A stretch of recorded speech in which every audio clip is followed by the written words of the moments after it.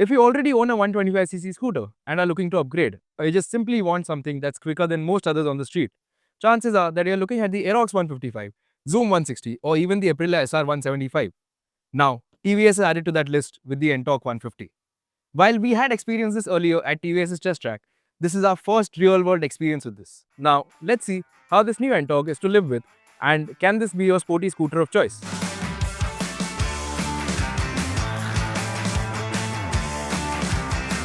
While all the scooters we mentioned run on 14-inch wheels, the Ntorq 150 is the only one to run on smaller wheels.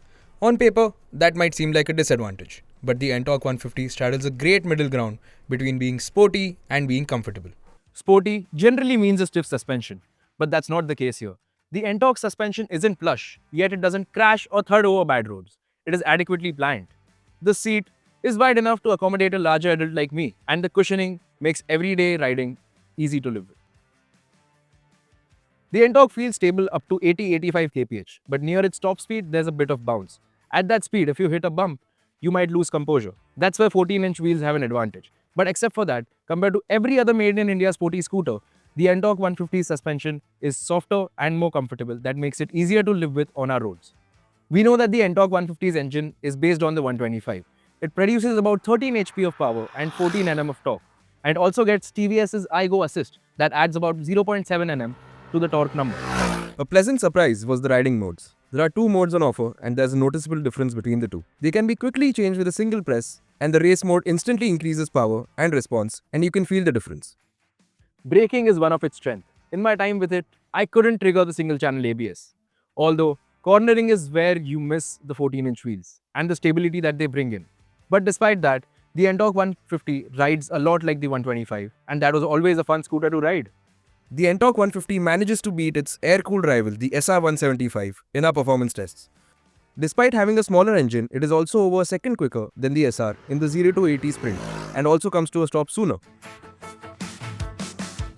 The Ntorq proved to be pleasantly fuel efficient in our tests as well. The numbers you see here were achieved while riding at a very gentle pace in the city and no more than 70 kph on the highway. We noticed that the efficiency can drop quite a bit when you ride aggressively. But this scooter does have the capability of being quite efficient when you ride calmly, and it's another area where it does better than the Aprilia. We know that the front end is polarizing. This quad LED setup might look transformerish, but it does a great job of illuminating the road ahead. I'd go as far as to say that these are one of the best headlights on any Indian-made scooter so far. Below that is a boomerang-shaped DRL, and that seems to be the theme across the scooter.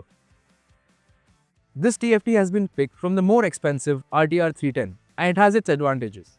The graphics are crisp, it gives a premium look, there's tons of adjustability, and everything is legible on the go. You can adjust each one of these four aspects over here, giving information like a lap timer, 0 to 60 time. Despite all this, it doesn't give you essential information like range, instantaneous mileage, and fuel economy information, which is a miss. There's one downside with the Ntorq platform, that its boot is just not as spacious as its cousin the Jupiter. Although, there's a cubby in the front apron, but it's set at an angle, so I wouldn't recommend you keep your phone over there. Another thing worth talking about is the Ntorq's youth-focused approach, and its color palette really reflects that. Most of the shades are quite loud and won't appeal to everyone. A few more subtle, single-tone options could help broaden its audience. And while we are on the topic of colors and graphics, the stickering on the winglet is designed to visually merge it with the bodywork, but it does look a bit basic and can peel off fairly easily. So, the Ntorq 150 presents a strong case for itself. Prices start at Rs 1.08 lakh, making it the most affordable scooter in its class, undercutting its rivals by a fair margin. This top variant you see here is Rs 10,000 more expensive and adds a TFT display to the mix. But even the base variant comes generously equipped, including this quad LED headlight. With its mix of performance, everyday usability, and strong value, the Ntorq 150 makes a compelling choice in the sporty 150cc scooter segment.